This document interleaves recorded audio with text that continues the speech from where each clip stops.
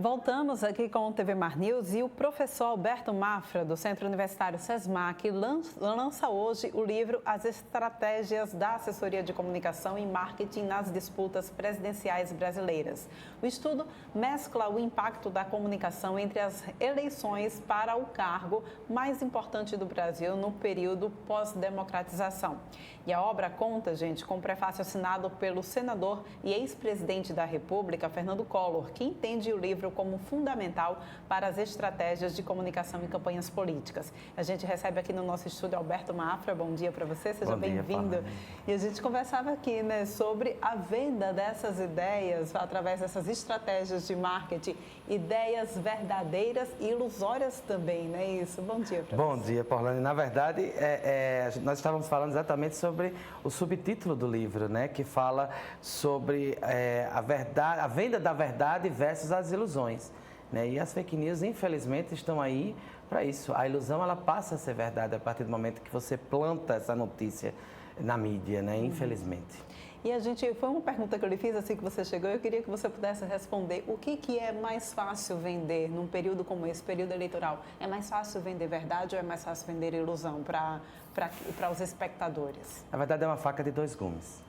Né? Como eu falei agora há pouco, a ilusão ela passa a ser verdade a partir do momento que você joga na mídia. Porém, eu acho que é muito mais saudável quando a gente vende a verdade. Né? E para nós profissionais da comunicação, quando a gente trabalha um produto e o produto é o candidato, trabalhando as verdades, eu acho que se torna uma campanha mais leve, transmite para o eleitorado de fato, o que esse candidato se propõe a fazer caso seja eleito. Então, eu acho que isso é mais gostoso de se trabalhar. É melhor trabalhar a verdade do que a ilusão. Pois é. Alberto, tem como se fazer uma campanha sem contar com a comunicação? Jamais. No meu livro eu falo exatamente isso. Na verdade, o meu livro é uma viagem na história. Eu falo um pouco... na verdade, eu falo sempre da chegada da família real portuguesa ao Brasil, né? O que nós herdamos dos portugueses, damos uma passeada pela época da ditadura militar e aí a gente vê tudo isso, entendeu? A gente passa a ver a importância e com o passar dos anos, com o passar das eleições, se torna cada vez mais importante e hoje é fundamental, ninguém mais se elege sem uma boa assessoria de comunicação. A assessoria de comunicação não é somente um profissional de marketing político, não é somente um jornalista, não é somente um profissional da publicidade e propaganda. Em si, todos esses profissionais, cada um fazendo a sua parte e com um objetivo só, que é eleger aquele candidato ao pleito. Com o passar dos anos, com o advento de outras de redes sociais, enfim, a comunicação, claro, mudou. E a forma também de trabalhar a comunicação, né, e estratégias de comunicação para eleições também, né? Como trabalhar e quais foram as principais mudanças? O que você percebeu assim, de principal mudança nesse conceito? Eu acho que as redes sociais, elas hoje têm um papel fundamental em qualquer disputa eleitoral. Né? A rede social hoje, nós estamos muito mais ligados à rede social do que qualquer outro meio de comunicação. Então, ela já se tornou, de fato, a principal mídia. Então, mas aí eu vou pensar somente na rede social? Não, você tem que... É um conjunto de mídias que você tem que trabalhar, aí eu vou ser redundante, em conjunto para que todas elas estejam trabalhando em sintonia, em prol do que você está querendo passar. Seja ela uma proposta, seja ela mostrar o que foi feito por esse candidato como é que se diz, anteriormente em outras funções, ou até mesmo na mesma função, se for o caso de uma reeleição, e fazer por onde esse profissional ele mostre quem é de fato esse candidato para a população. Muda a linguagem, muda formato também, muda tudo?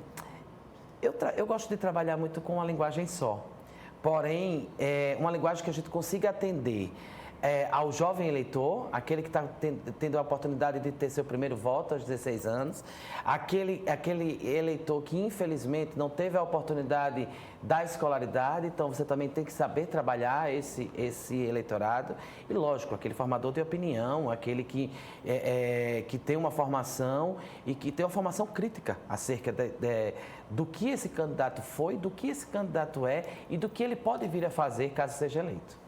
A gente está aqui com esse livro, gente, é um livro que vai ser lançado hoje, né? Inclusive, ele é obra do resultado do teu mestrado, né?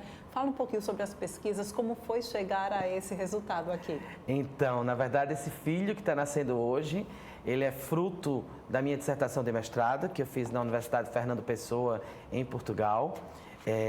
Iniciou em 2017, na verdade eu comecei a escrevê-lo em 2017. E aí veio pandemia, um período de que a gente não podia fazer muita coisa, mas mesmo assim continuei escrevendo. Já estou trabalhando na segunda edição, já a Editora Crescimento e a pandemia já vem me cobrando isso já há algum tempo. E na verdade, essa pesquisa ela vem uma curiosidade, primeiro pelo amor que eu tenho à política, o amor que eu tenho em trabalhar com a política e de fazer eleições, de trabalhar em eleições. E aí eu já cheguei em Portugal para fazer esse mestrado em Ciências da Comunicação, já pensando, já com algumas coisas rabiscadas, aí pensando em estudar, em pesquisar e saber, primeiramente, qual foi a nossa herança dos portugueses, né? O que na época da monarquia. E aí ela veio surgindo, veio chegando, saí da monarquia, entrei na questão da ditadura militar e logo em seguida nas diretas e aí veio... Eu acredito, eu sou suspeito em falar, mas acredito que ele esteja muito rico em informações. Muito completo. Eu estou folheando aqui, gente. Realmente, você faz uma trajetória toda, desde o Império até as eleições de 2018, né? Que foi quando tudo começou a acontecer. Assim, de quando a gente fala sobre rede social, a utilização, né? exatamente, a utilização da rede social. Mas vale ressaltar uma coisa importantíssima que... Eu tenho o privilégio de ter o prefácio assinado pelo ex-presidente senador Fernando Collor e que eu falo no livro que, de fato, quem trouxe o marketing político para o Brasil foi Fernando Collor nas eleições de 89. Então, a gente mostra, de fato, aí as estratégias que ele lançou na época em que as pessoas... no Brasil não conhecia o marketing político, não sabia o que era marketing político eleitoral, né? E aí ele trouxe e conseguiu um êxito, mais de 10 candidatos à presidência da República naquela época e ele saiu com uma vitória esmagadora nos demais candidatos. Explica para a gente, então, como é que vai ser o lançamento desse livro, faz o convite para quem está nos assistindo. Então, hoje nós estaremos às 19 horas, no Museu Palácio Floriano Peixoto, recebendo os amigos, os convidados, aqueles que desejam conhecer um pouco da minha obra, da minha primeira obra. Estou muito feliz com esse filho que nasceu agora. E é isso, a partir de segunda-feira estará em todas as plataformas digitais, tanto o livro físico como o livro do e-book. Muito bom. Então, muito obrigada pela tua participação. Sucesso nesse lançamento, em outros também que a gente já fica ansioso. Quando a gente vê assim, gente, um tema bombástico desse, a gente já fica ansioso para o próximo. Já tem aí, de repente, engatilhado uma nova ideia? Então, na verdade, nós estaremos lançando o livro também em Portugal, acredito que até fevereiro de 2023. E já estou trabalhando na segunda edição, acredito que até o final do ano que vem a gente já vai ter a segunda edição, falando já das eleições de 2022. Muito bom. Então, muito obrigado pela presença, por estar aqui. E olha só, gente, sertanejo sem caminhão-pipa do Exército. O drama vivido pelos sertanejos, mais uma vez, é destaque da coluna de Arnaldo Ferreira. A gente vê agora. Essa informação vai direto para cerca de 35 prefeitos do Sertão e do Agreste Alagoano. O governo federal está sem recursos para manter a Operação Pipa, que tinha aqui em Alagoas algo em torno de 100 a 150 caminhões fretados para levar água para a zona rural do semiárido. A operação está suspensa, mas não só em Alagoas, em 8 dos 9 estados do Nordeste. Os primeiros atingidos com a suspensão da Operação Pipa são os estados de Pernambuco, Paraíba e Alagoas. Isto, na prática, significa dizer que os municípios vão ter que ter mais recursos para manter os carros-pipas e atender algo em torno de 350 mil sertanejos. Quando esta operação vai ser reativada, o Ministério do Desenvolvimento Regional e nem o Exército sabem. O que eles informam é que não tem recursos desde o dia 15 de novembro deste mês para manter a Operação Pipa. Então a operação está suspensa. Por sorte, nós temos um canal do Sertão em andamento, que já tem 120 quilômetros de obra concluída, com água de um rio artificial, e a obra avança do trecho 4 para o trecho 5, com recursos do Estado, algo em torno de 400 milhões de reais. O próximo ano vai exigir dos gestores estaduais e municipais muita criatividade, hein? E olha só, gente, o Espaço Cultural da Universidade Federal de Alagoas está sendo palco da Semana da Música. Até o dia 25, oficinas, palestras e apresentações artísticas passarão por lá. Quem esteve lá e traz esses detalhes para a gente é Fernando Palmeira, a gente vai conferindo. Música, divina música. Eu não sei dizer se seria a 10ª, 11ª, 19ª, centésima Semana da Música, porque todo dia é dia de música, toda semana é semana de música, e aqui no Centro Cultural da Universidade Federal de Alagoas é um celeiro de música, do qual eu já passei, inclusive, como primeiro solista do coral da Universidade Federal. E a professora Débora está aqui conosco e vem convidar a todos nós para essa Semana da Música no Centro Cultural da UFAL. Sabe contar quantas semanas nós temos aí de música já realizadas, hein? Fernanda, eu vou ficar te devendo essa informação. A última Semana da Música que nós fizemos foi antes da pandemia.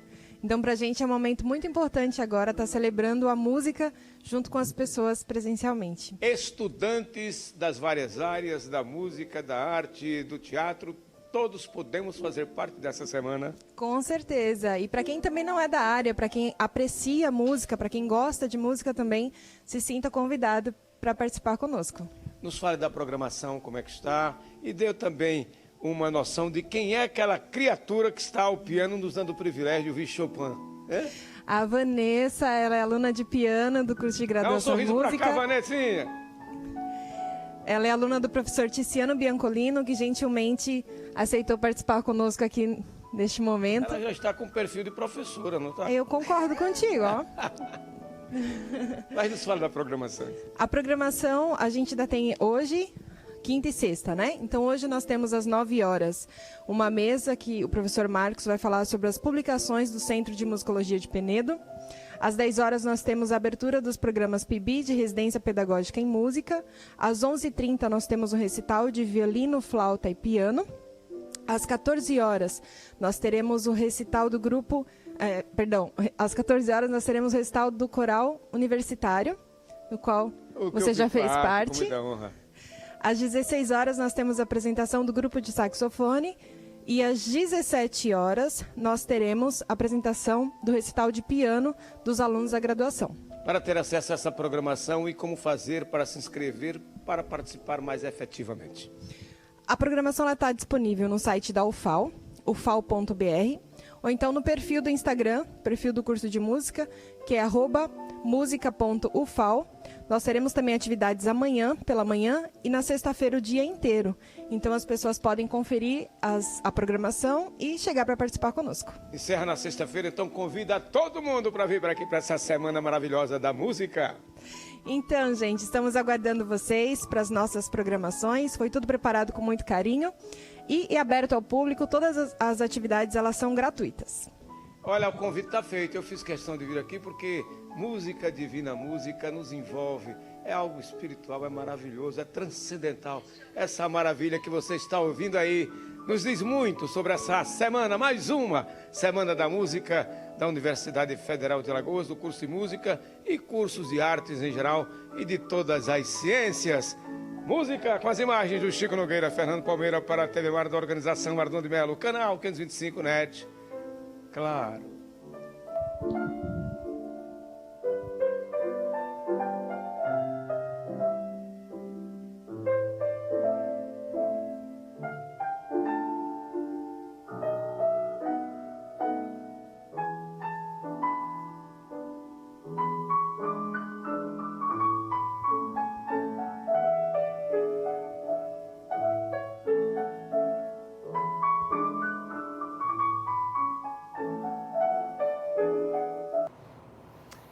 Olha, gente, que lindo, né? Aproveite, então, vocês têm até o dia 25 para aproveitar a Semana de Música da Escola Técnica de Artes e lá no Centro Cultural, tá bom?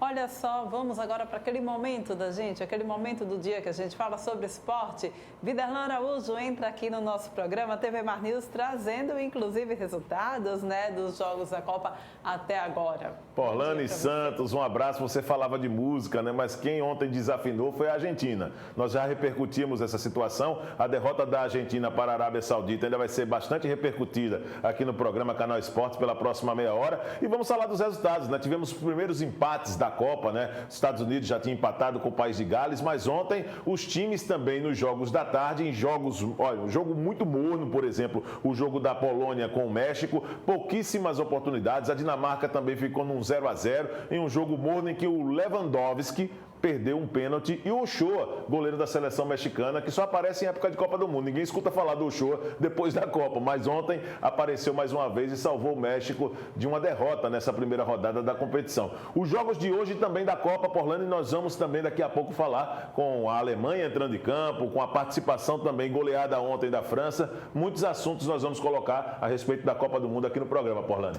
Viderlan, me tira uma dúvida. Tem muita gente que está achando a Copa do Mundo exatamente muito morna. Você tem essa sensação, não está muito com cara de Copa do Mundo? O que está acontecendo? Ou ainda é cedo para falar isso? É porque a seleção brasileira está demorando para estrear, Paula, é por isso que está morno. Amanhã você vai ver como vai ser o clima aqui, claro, no Brasil. É natural que com a demora da seleção brasileira em entrar em campo, as pessoas elas não têm tanto interesse assim pela Copa. Mas amanhã nós vamos trazer toda essa movimentação em um clima de Copa do Mundo. É claro que aqui no Canal Esportes nós vamos mostrar com imagens, sabe de quem? Sabe de quem? Sabe de quem? Conta! Da Mara Almeida.